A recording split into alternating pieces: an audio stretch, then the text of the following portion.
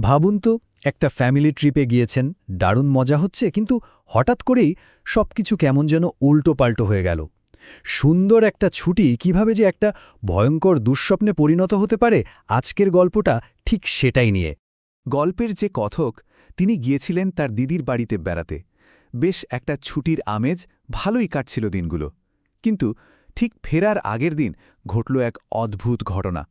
হঠাৎ করে পেটে এমন এক ব্যথা শুরু হলো যে একেবারে বিছানায় পড়ে গেলেন তিনি। তো দিদি তো খুব চিন্তায় পড়ে গেলেন। ডাক্তার ডাকা হলো। ডাক্তার এসে দেখলেন আর বললেন, আরে কিচ্ছু হয়নি, এটা সামান্য বদহজম, বেশি খাওয়া দাওয়া হয়েছে হয়তো। তিনি কিছু ওষুধ লিখে দিয়ে বললেন হালকা খাবার খেতে।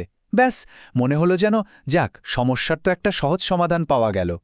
কিন্তু আসল গল্পের শুরু তো এখান থেকেই। এই আপাত স্বস্তির মধ্যেই গল্পের মোড়টা ঘুরে যায়। আর এর পেছনে ছিল বাড়ির এক অদ্ভুত কেয়ারটেকার, নাম তার দুখু। কথক তো ব্যথায় কাতরাচ্ছেন, আর ঠিক তখনই দুঃখ একেবারে নিঃশব্দে তার কাছে এসে ফিসফিস করে কি বলল জানেন? বলল, ভালো চান তো তাড়াতাড়ি এখান থেকে কেটে পড়ুন বাবু, এখানে কোনো কিছুই ঠিক নেই। ভাবুন একবার, এই কথাটা শোনার পর কথকের মনের অবস্থাটা কি হয়েছিল। এই রহস্যময় সতর্ক বার্তায় প্রথমবার তার মনে ভয়ের বীজ বুনে দিল। শুধু এটাই নয়, দুঃখ এরপর যা বলল তা আরও ভয়ের। সে জানালো, এই বাড়িতে আগে ৫১ জনের একটা বিশাল পরিবার থাকত, কিন্তু একদিন তারা সবাই নাকি হাওয়ায় মিলিয়ে যায়। কোথায় গেল, কি হলো, কেউ জানে না। ওষুধের ঘোরে আর জ্বরের তাপে কথকের চোখ দুটো আস্তে আস্তে বন্ধ হয়ে এলো। কিন্তু সেই ঘুম কি আর শান্তি দিল? না, বরং তাকে টেনে নিয়ে গেল এক ভয়ঙ্কর দুঃস্বপ্নের গভীরে। দুঃস্বপ্নটা শুরু হলো এক দম বন্ধ করা অন্ধকার দিয়ে। মানে এতটাই অন্ধকার যে মনে হচ্ছিল যেন তাকে জীবন্ত কবর দেয়া হয়েছে। আর সেই ঠান্ডা অন্ধকারটা যেন মাকড়সার জালের মতো তাকে জড়িয়ে ধরছিল। এরপর যা ঘটল তা আরও সাংঘাতিক। ঘরের যে শক্ত মার্বেলের মেঝে, সেই মেঝে ফুঁড়ে একটার পর একটা হাত বেরিয়ে আসতে লাগল, আর সেই হাতগুলো ধীরে ধীরে তার দিকেই এগিয়ে আসছিল। দুঃস্বপ্নের একেবারে শেষ পর্যায়ে মেঝের ওই গর্তটা থেকে বেরিয়ে এলো হাজার হাজার বিষাক্ত মাকড়সা, একেবারে স্রোতের মতো, আর সবগুলোই ছুটে আসছিল কথকের দিকে।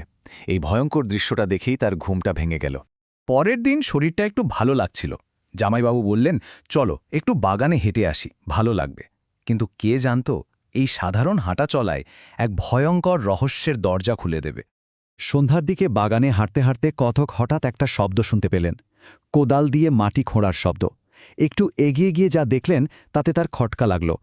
সেই কেয়ারটেকার দুখু একেবারে পাগলের মতো মাটি খুঁড়ছে। তার চোখের চাহনিটা হিংস্র, আচরণটাও কেমন অদ্ভুত।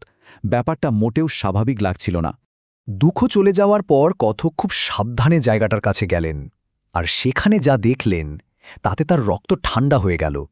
একটা সদ্য খোঁড়া গর্ত, ঠিক একটা মানুষের সমান লম্বা, আর তার পাশেই পড়ে আছে মানুষের ভাঙা হাড়ের টুকরো আর একগোছা লম্বা জটপাকানো চুল। এই দৃশ্য দেখে কথক তো আর স্থির থাকতে পারলেন না। সোজা দৌড়ে গেলেন জামাইবাবুর কাছে সবকিছু খুলে বলার জন্য।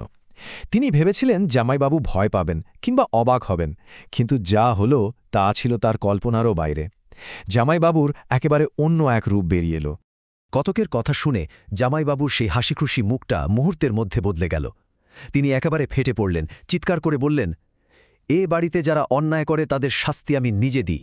আর ঠিক এর পরেই বেরিয়ে এলো সেই আসল সত্যিটা। জামাইবাবু নিজেই স্বীকার করলেন যে পারিবারিক ব্যবসা আর সম্পত্তি সবটা একাই দখল করার লোভে তিনি নিজের হাতে খুন করেছেন পরিবারের ৫১ জন সদস্যকে। দুঃখ কেন সেদিন ওই কথাটা বলেছিল, সেই রহস্যটা এবার জলের মতো পরিষ্কার হয়ে গেল। সত্যিটা সামনে আসতেই যেন বাড়ির পরিবেশটাও বদলে গেল।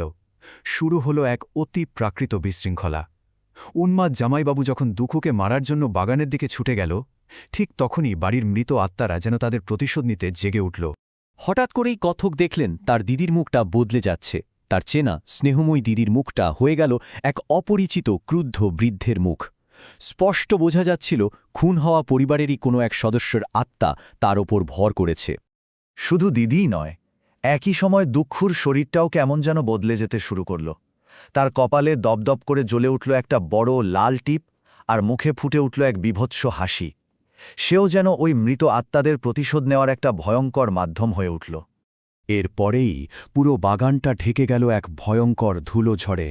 আর সেই ঝড়ের মধ্যেই দুখুর খোঁড়া গর্তটা থেকে বেরিয়ে এলো অজস্র পৈশাচিক হাত। ওই হাতগুলো চিৎকার করতে থাকা জামাইবাবুকে খামচে ধরল আর জীবন্ত অবস্থাতেই মাটির নিচে টেনে নিয়ে গেল।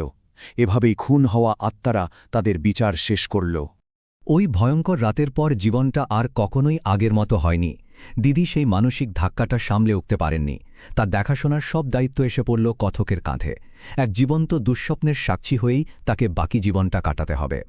এই পুরো গল্পটা শেষে একটাই প্রশ্ন মনে থেকে যায়, ভয়ঙ্কর অতীতের স্মৃতি থেকে কি সত্যিই পালানো সম্ভব, নাকি সেই স্মৃতি সারা জীবন ভূতের মতোই তাড়া করে ফেরে? এই উত্তর না জানা প্রশ্নটাই হয়তো সবচেয়ে বড় আতঙ্ক।